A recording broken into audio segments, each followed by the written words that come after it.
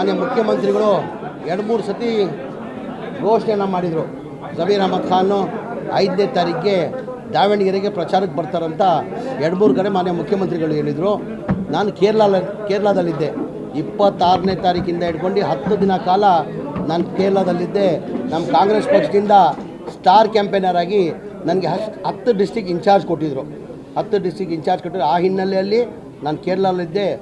ನಾನು 5ನೇ ತಾರೀಕು ಬರಬೇಕಂತ ತೀರ್ಮಾನ ಮಾನ್ಯ ಮುಖ್ಯಮಂತ್ರಿ ಸೂಚನೆ ಮೇಲೆ 5ನೇ ತಾರೀಕು ಪ್ರಚಾರಕ್ಕೆ ಬರ್ತೀನಿ ಅಂತ ಹೇಳಿದೆ. ನಾನು ಇವತ್ತು ಪ್ರಚಾರಕ್ಕೋಸ್ಕರ ದಾವಣಗೆರೆಗೆ ಪ್ರಚಾರಕ್ಕೋಸ್ಕರ ನಾನು ಇವತ್ತು ಬಂದಿದ್ದೀನಿ. ನಾನು ಯಾರು ಹೇಳಿದ್ದು ನಿಮ್ಗೆ ಮುನ್ಸ್ಕೊಂಡಂತ ನೀವು ಮಾಧ್ಯಮದಲ್ಲಿ ಸೃಷ್ಟಿ ಮಾಡಿರೋದು? ನಾನು ಯಾವತ್ತೂ ಮುನ್ಸ್ಕೊಂಡಿಲ್ಲ.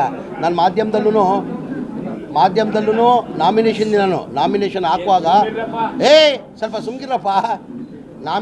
ನಾಮಿನೇಷನ್ ಹಾಕಿದ್ದಿನ ನಾನು ಮಾನ್ಯ ಮುಖ್ಯಮಂತ್ರಿಗಳ ಜೊತೆಯಲ್ಲಿ ಬರಬೇಕಾಗಿತ್ತು. ನನ್ನ ಕ್ವಶ್ಚನ್ ಇತ್ತು, 3 ಕ್ವಶ್ಚನ್ಸ್ ಇತ್ತು. ಅಲ್ಲೇ ಮಾಧ್ಯಮದಲ್ಲಿ ವಿಧಾನಸೌಧದಲ್ಲಿ ಹೇಳಿದೆ ಮಾಧ್ಯಮದವ್ರಿಗೆ. ನಾನು ಆ್ಯಕ್ಚುಲಿ ಕ್ವಶ್ಚನ್ ಇದ್ದಿದ್ದಕ್ಕೆ ಕಾರಣಕ್ಕೆ ನಾನು ಹೋಗಕ್ಕೆ ಸಾಧ್ಯ ಆಗಿಲ್ಲ. ನಾನು ಚುನಾವಣೆ ಪ್ರಚಾರಕ್ಕೆ ಹೋಗ್ತೀನಿ, ಗೆಲ್ಸ್ಕೊಂಡೇ ಬರ್ತೀನಿ ಅಂತ ಹೇಳಿದ್ದೀನಿ. ನಾನು ಚುನಾವಣೆ ಪ್ರಚಾರಕ್ಕೆ ಹೋಗ್ತೀನಿ, ಗೆಲ್ಸ್ಕೊಂಡೇ ಬರ್ತೀನಿ ಅಂತ ಹೇಳಿದ್ದೀನಿ. ಅವ್ರು ಬಂದು ಕೇಳಿದ್ರು ಟಿಕೆಟ್, ಸರ್ ಈ ಬಾರಿ ದಯಮಾಡಿ ಹಿಂದಾಗಿ ಟಿಕೆಟ್ ಕೊಡಿಸಿ ಅಂತ ಕೇಳಿದ್ರು. ಆಯ್ತಪ್ಪ ನಿಮ್ಗೆ ಕೊಡಿ, ನಾನು ಹೋಗಿ ಹೈಕಮಾಂಡ್ ಇಡ್ತೀನಿ. ಈಗ ಚಾಮರಾಜಪೇಟೆ ನಾನು MLA ಆಗಿದ್ದೀನಿ. 28 ನಾನು ಕೊಡ್ತಾರಂತಲೂ ನಿರೀಕ್ಷೆ ಇಟ್ಕೊಂಡಿಲ್ಲ. ನಾನು ಹೈಕಮಾಂಡ್ ಕೊಡಬೇಕಾಗಿರೋದು. ಅವ್ರು ಯಾರು ನನಗೂ ಟಿಕೆಟ್ ಕೊಡಲೇ ಇರ್ಬೋದು. ಹೈಕಮಾಂಡ್ ಬಿಟ್ಟಿರೋದು. 100ಕ್ಕೆ 100 ಸಮರ್ಥ ಅವರು ಗೆಲ್ತಾರೆ. ನಮ್ಮ ಪಕ್ಷದ ಕಾಂಗ್ರೆಸ್ ಪಕ್ಷದ ಅಭ್ಯರ್ಥಿ 100ಕ್ಕೆ 100 ಗೆಲ್ತಾರೆ. ಅವ್ರಿಗೂ ತಗ್ಸಕ್ಕೆ ನಾವು ಪ್ರಯತ್ನ ಮಾಡ್ತೀವಿ ನಾವು. ಇನ್ನು ಟೈಮ್ ಇದೆಯಲ್ಲ. ಇನ್ನು 5ನೇ ತಾರೀಕು ಅಂದರೆ ಇನ್ನೂ 4ನೇ ತಾರೀಕು 1 ಗಂಟೆ ಏನೇನೋ ಆಗ್ಬಿಡ್ತದೆ. 1 ಗಂಟೆದಲ್ಲಿ ಏನೇನೋ ಆಗ್ಬಿಡ್ತದೆ. ನಾನಾಗಿ ಮಾನ್ಯ ಮುಖ್ಯಮಂತ್ರಿಗೆ ಹೇಳಿದ್ದೀನಿ, ಮುಖಂಡರುಗಳಿಗೆ ಹೇಳಿದ್ದೀನಿ. ನಾನು ಹೌದ್ರಿ ನಮ್ಮವ್ರು ಕೇಳ್ತಾರೆ, ನಿಜ ಕೇಳಿದ್ವಿ.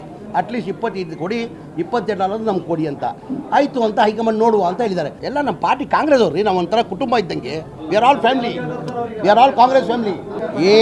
ಏನೇನು ಕಂಡೀಷನ್ ಹಾಕಿಲ್ಲ. ಏನಾಯ್ತದ್ದು ಈ ಗೊಂದಲ ಎಲ್ಲಿಂದ ಸೃಷ್ಟಿಯಾಗಿದೆ ಅಂದರೆ, ನಾನು ಒಂದು ಸತಿ ದಾವಣಗೆರೆ ಬಂದ್ವಿ. ಹುಬ್ಳಿಯಿಂದ ಬೈ ರೋಡ್ ದಾವಣಗೆರೆಗೆ ಹೋಗ್ತಾಯಿದ್ದೆ. ನಮ್ಮ ಅಧ್ಯಕ್ಷರು ಮನೆಗೆ ಊಟಕ್ಕೆ ಕರೆಯುವಾಗ ಒಂದು 400 ಜನ ಸೇರಿದ್ರಲ್ಲಿ, ಎಲ್ಲ ಸಮಾಜದವ್ರು ಸೇರಿದರು. ಅವ್ರು ಬಂದು ಕೇಳಿದ್ರು ಟಿಕೆಟ್, ಸರ್ ಈ ಬಾರಿ ದಯಮಾಡಿ ಹಿಂದಾಗಿ ಟಿಕೆಟ್ ಕೊಡಿಸಿ ಅಂತ ಕೇಳಿದ್ರು. ಆಯ್ತಪ್ಪ ನಿಮ್ಗೆ ಕೊಡಿ, ನಾನು ಹೋಗಿ ಹೈಕಮಾಂಡ್ ಇಡ್ತೀನಿ.